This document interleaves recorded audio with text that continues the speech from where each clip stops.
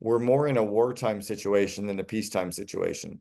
Companies need to focus on revenue and gross margin and growth and net profit much more than they did over the past 12 to 13 years when we went from 2009 till 2023, that companies could really grow even though they weren't operating properly or operating efficiently.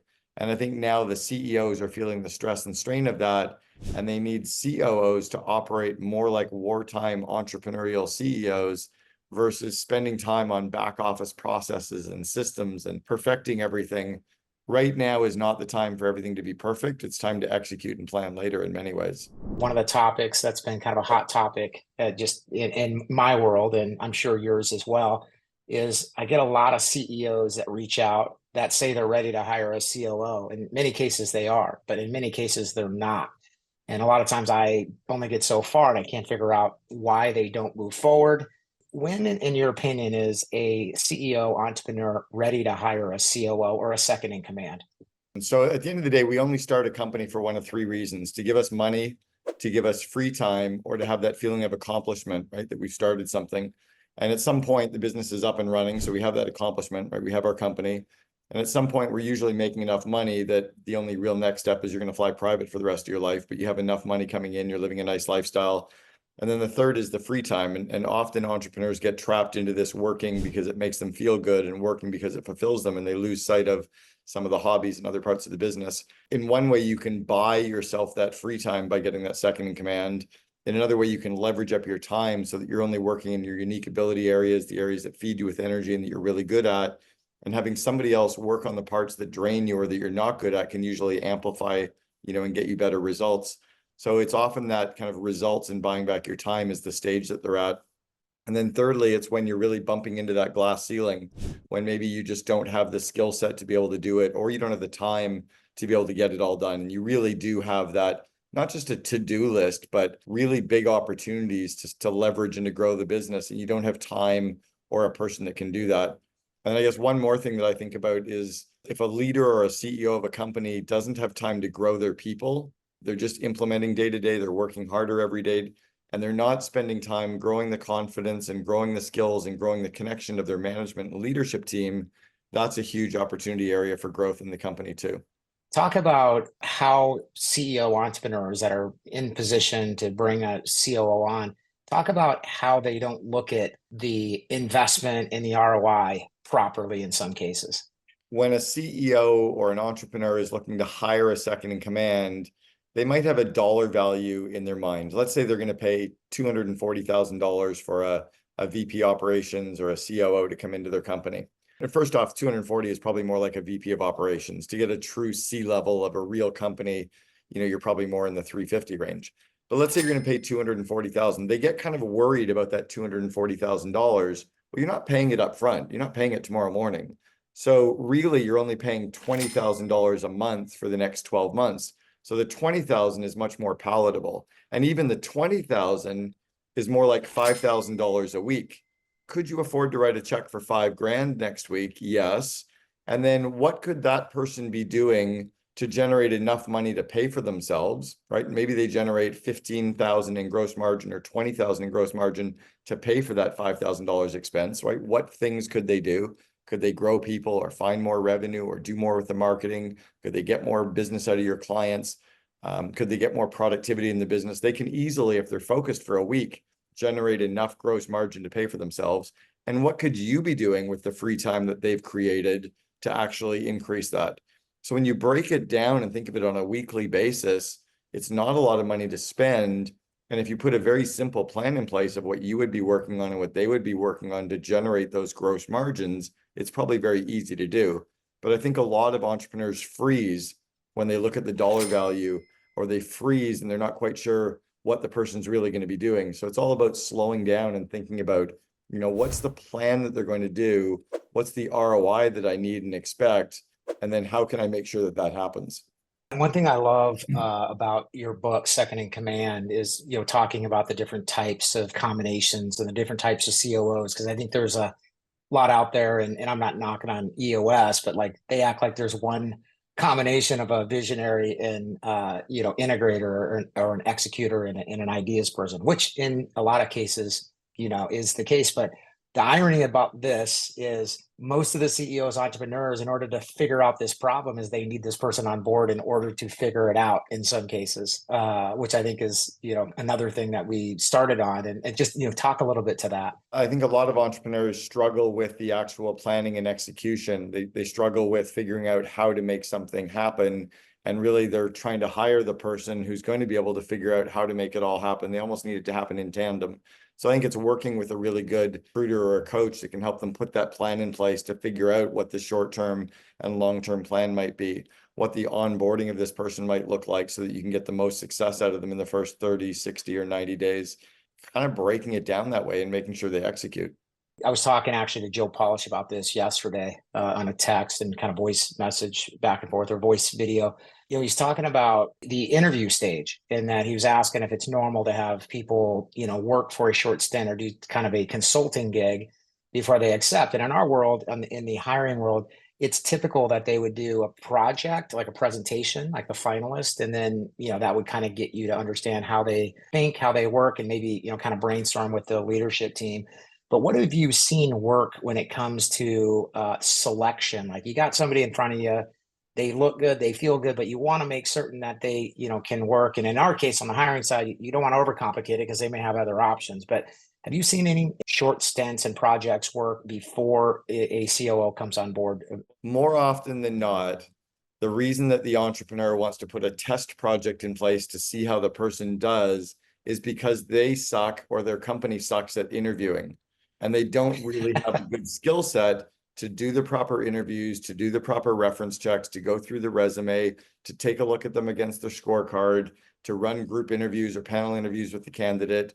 They don't really, to execute on the torque process. They don't understand the methodologies.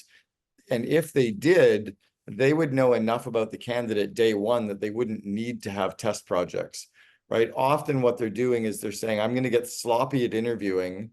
I'm going to hire somebody and see how they do and see if I like them and see how they kind of perform with the team. Really, that should be the actual interview process itself. No, agreed. I didn't say it just like that. I kind of said, hey, we can think about it as maybe something that we can use in a certain circumstance, but typically it's not normal to do that, especially with A players that have options. What about you might put a couple of hoops in part of the process that are little projects and tests that they do, but it's not coming and working inside of your company for 30 or 60 days to see if you like them. And, it really is get better at the interviewing process, figuring out what behavioral traits you're going to interview for. How do you define those behavioral traits? What kind of questions are you going to ask in the interview to see how they stack up on those? How do you profile them against other candidates to see how they benchmark against each other? And then how do you interview against the core projects they're going to be responsible for doing this year? How do you see if they've actually done that work before and how they did the work before? How do you interview to see whether they stack up on P&L responsibility and strategic insight that they're going to bring in? And then really understanding the threat of reference check and the reference check processes. It's more about the skills that the companies and managers need to get good at that interviewing and hiring stage. 100% agree. Just thinking about all the successful engagements and hires, it's very few that we've actually had projects and clients have them do projects. What about a CEO entrepreneur that is ready, but they're still trying to figure out what do they need to think about? And I've got some answers on like how to define the role, but even further upstream, when they're hesitant in hiring a COO, what are some of the other things to think through in order to get you to move with action, or that this isn't the right time? First, sitting down as the CEO and saying, what parts of my day-to-day job do I suck at that I could outsource or give to someone else? What things do I work on day to day and during the month that drain me of energy? And can I find somebody who's great at that, who loves those parts of the business? How can I free up my time to work on my core unique ability areas? And if I freed up my time, how much more leverage am I going to get? How much more results can I get from that? And that'll allow you to understand kind of what the roles and responsibilities are going to be, maybe what metrics that person's going to be responsible for, and then you can start to put the plan in place to execute against. We call it figuring out the success outcomes, almost concentrating down what this person needs to achieve in the first 12 to 18 month window. And then that gives a little clarity and what this person ultimately needs to achieve, and gives clarity to the CEO. In running the COO Alliance and being on the side of the COOs, what do they need most from CEOs and entrepreneurs? because you're on the other side, and you know they probably, you hear what they talk about, and I've been around groups of COOs, but not to the extent you have. I'm just wondering, like, what are the top conversations or challenges that, you know, continually come up in those groups?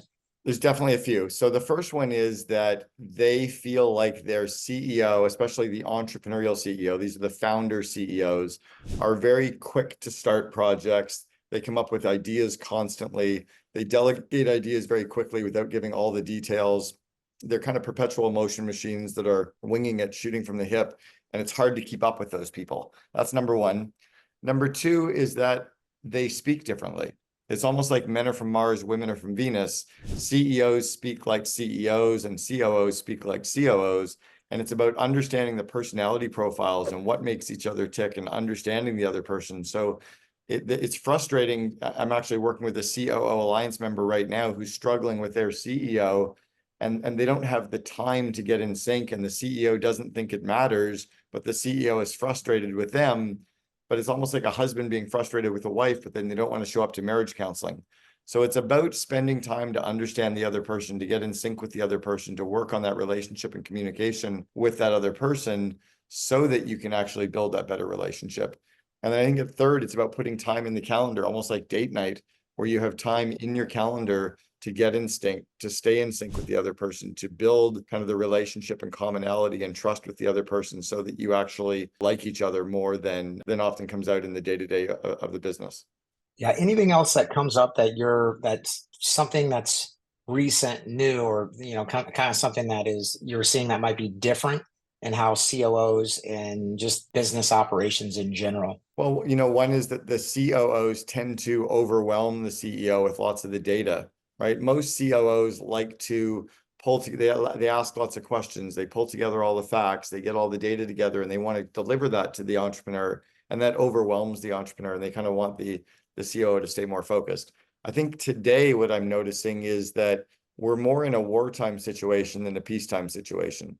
Companies need to focus on revenue and gross margin and growth and net profit much more than they did over the past 12 to 13 years when we went from 2009 till 2023, where we really had the rising tides lift all boats and so much free money and just growth that companies could really grow even though they weren't operating properly or operating efficiently.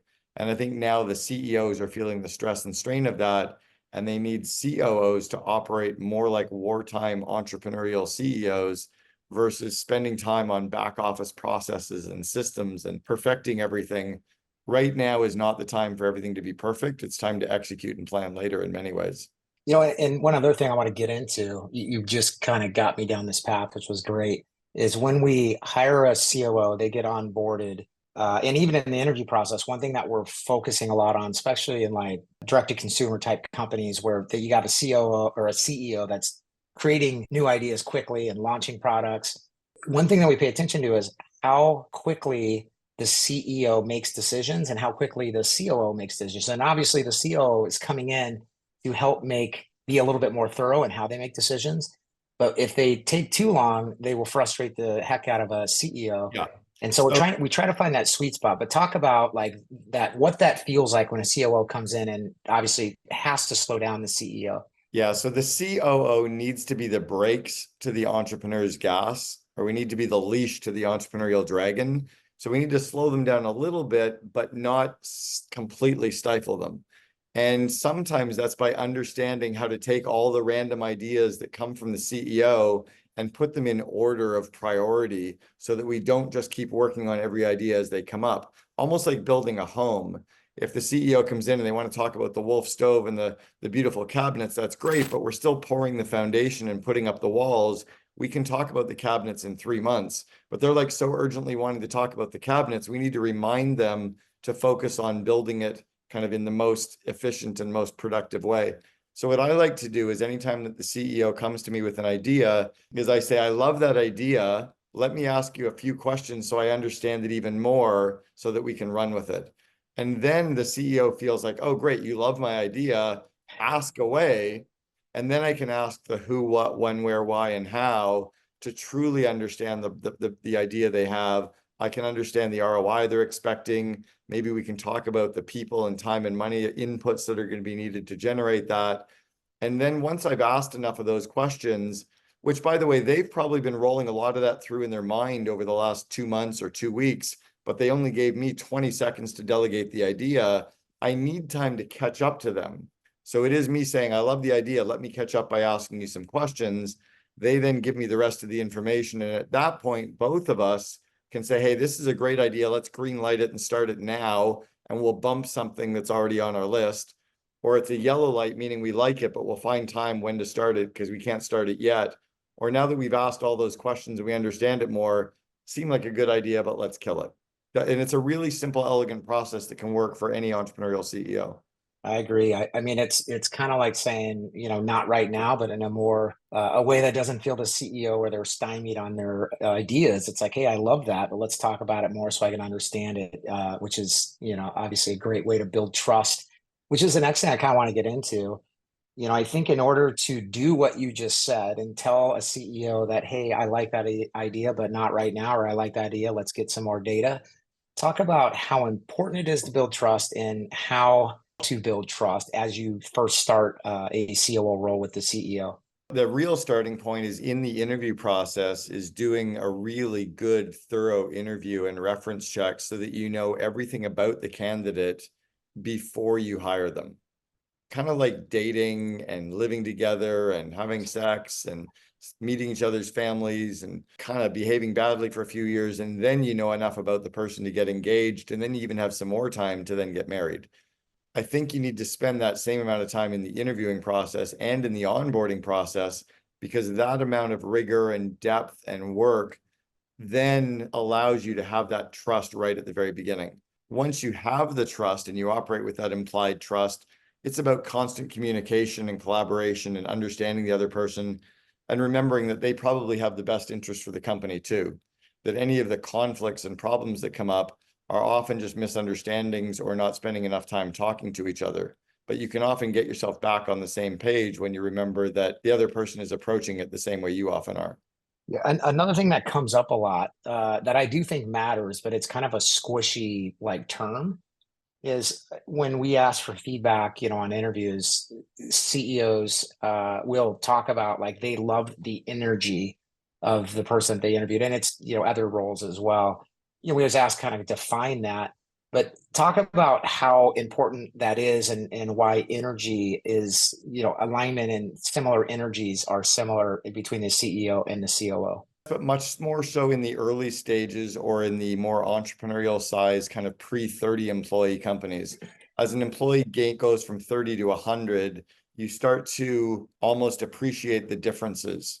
Brian and I were like nitroglycerin. When I was the COO for Brian's company, 1-800-GOT-JUNK, we were so similar in many ways that we were both quick starts. We were both able to execute quickly, but we were a startup going through massive hyper growth.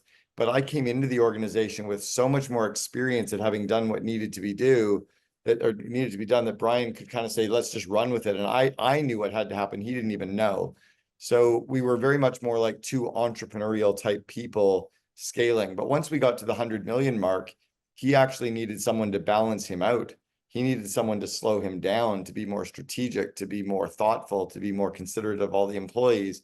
We had 13 operating P&Ls. We were operating in 4 different countries, 330 cities. We didn't need 2 very quick to act people. We needed to understand how, and I couldn't morph into that. His new COO is a very different personality profile to me, but absolutely perfect to take them from the 100 million to the 600 million they're at now over the last 15 years. It's important to figure out, what do you need the person to do? What are the behavioral traits you need them to have? What are your company's core values, and do they live those already?